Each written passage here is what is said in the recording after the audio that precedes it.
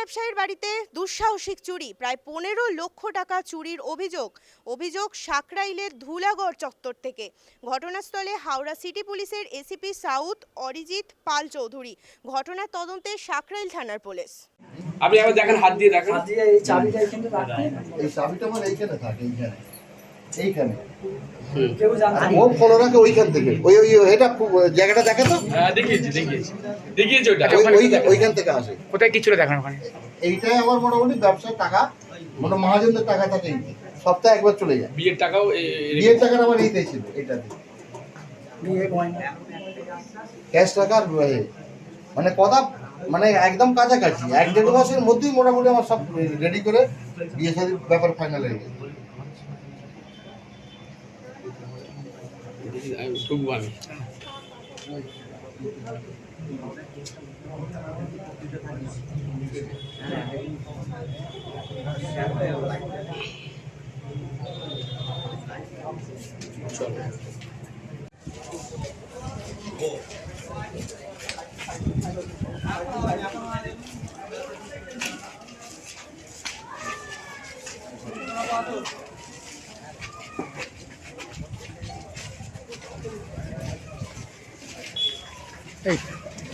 কেউ যাবে না, তোমরা পাবলিক।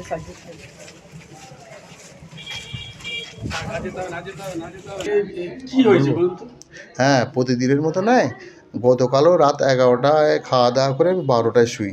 ওই ঘরটাতেই রেগুলার আমি শুই, কিন্তু প্রচণ্ড গরম থাকার কারণে পাশের ঘরে একটা এসি থাকায় ওই ঘরে ঢুকি। তা ওইখান থেকে আমার আলমারিটা খোলা ফেলা, ওইখান থেকে একটা সাইডে একটা জানলার পজিশন আছে, ওরা মোটামুটি সেইটাকে ফলো রাখতো। চোর দূরের কেউ নেই, একদম আশেপাশের চোর। আর আমার মানে ছেলে মেয়ের বিয়ের কথাবার্তা ফাইনাল প্রায়, সেই বিয়ের জন্য আমি মোটামুটি প্রস্তুতি নিচ্ছিলাম। সেই টাকা গয়না সমস্ত টোটালি চলে গেছে। কত টাকা?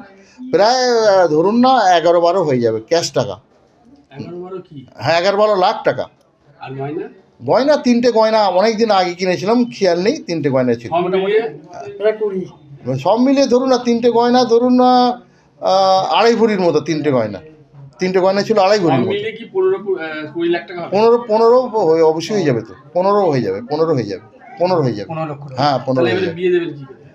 আমি তো আর কোনো রাস্তা নেই তো, আর আমি তো ঘর ইনকমপ্লিট করে রেখেছি ছেলে মেয়েদের বিয়ে দেবো বলে। মানে আমার ছেলে মেয়ের বিয়ের প্রায় কত ফাইনাল হয়ে গেছে আমার। সর্বস্ব লুট করে নিয়ে গেছে। হ্যাঁ, সর্বস্ব লুট করে নিয়ে পুলিশ গেছে। প্রশাসনের কাছে এটাই দাবি। পুলিশ প্রশাসনকে অনুরোধ করেছি, বলেছি আমাদের পাশেই ফাঁড়ি আছে, ধুলাগড় এইখানে এ তো পাশেই ফাঁড়ি। পাশেই ফাঁড়ি আছে, ওনাদেরকে বলেছি, ওনারাও ইনকোয়ারি করে গেছেন। দেখা যাক ওনারা কত কি করতে পারেন। কখন এসেছিল, কিভাবে হয়েছে এটা? এটা উপরে 7 থেকে লেবে, মানে ওই ঘরটা খোলা ছিল, আর আলমারি লক করে দেওয়ার পরে আর চাবিটা আমি ওইখানেই মোটামুটি ঢুকিয়ে রাখতাম এমনভাবে যে অন্য কেউ না দেখলে আমার নিজের ছেলেও বার করতে পারবে না চাবিটা। ওরা চাবিটা রাখা দেখেছে। আপনার কি চেনার পরিচিত কেউ? পরিচিত বলতে কি, আমার তো ধারণা আমার এলাকার বাইরে কেউ চোর নয়। এলাকার বাইরে যারা করেছে তারা এলাকার বাইরের কেউ না, এলাকারই। বাইরে থেকে 2-1জনকে ডেকে আনতে পারে। বিয়ে কিভাবে দেবেন? বিয়ে আর তো কোনো রাস্তা নেই, এবারে তো চাঁদা তুলতে হবে, আর উপায় কি আছে? এবারে পাড়ায় পাড়ায় চাঁদা তুলতে হবে, আর কি উপায় আছে? বিয়ে তো শুনলাম গ্রাজুয়েট। হ্যাঁ, মেয়ে গ্র্যাজুয়েট। মেয়ের ছবিটা দেখবেন। আপনি বলুন। হ্যাঁ, মেয়ে গ্র্যাজুয়েট। মোটামুটি অনেক জায়গায় দেখাশোনা হচ্ছিল, মোটামুটি ফাইনাল প্রায় একটা জায়গায় হয়ে গেছে। আগামী 1-1.5 মাসের মধ্যেই ছেলেটার ব্যাপারেও মোটামুটি একটা ফাইনাল করে ফেলেছি। মেয়েটার ব্যাপারে ফাইনাল, দুটো ছেলেমেয়ের একসাথে বিয়ে দেবো।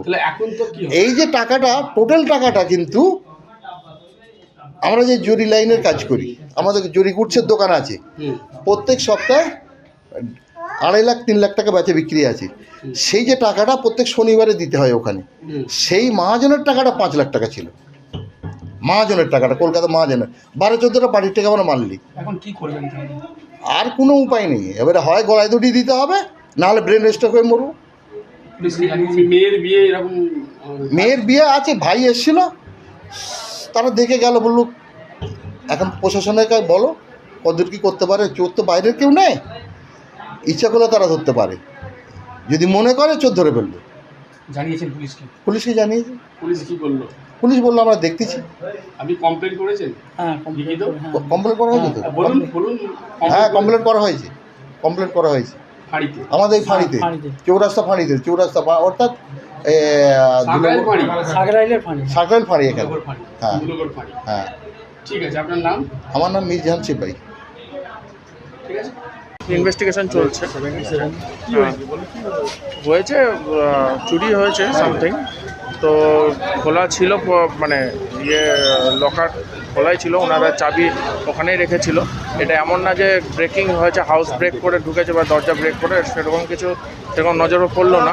তো যেটুকু দেখলাম যে কোথার থেকে হয়তো আগে থেকে ইনফরমেশন ছিল বা কিছু রেকি করা হয়েছে, কারণ প্রপারলিভাবে পার্টিকুলার জায়গা থেকে জিনিসগুলো মানে নেওয়া হয়েছে, কোনো রকম সার্চ বা কিছু করা হয়নি। কত টাকার মধ্যে বললো ওরা?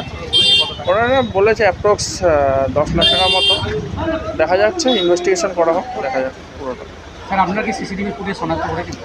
দেখছি এখনও প্রাইমারি ইনভেস্টিগেশন চলছে, ফার্দার ইনভেস্টিগেশন চলবে। সেক অফ ইনভেস্টিগেশনে বেশি কিছু বলা যাবে না। ঠিক আছে।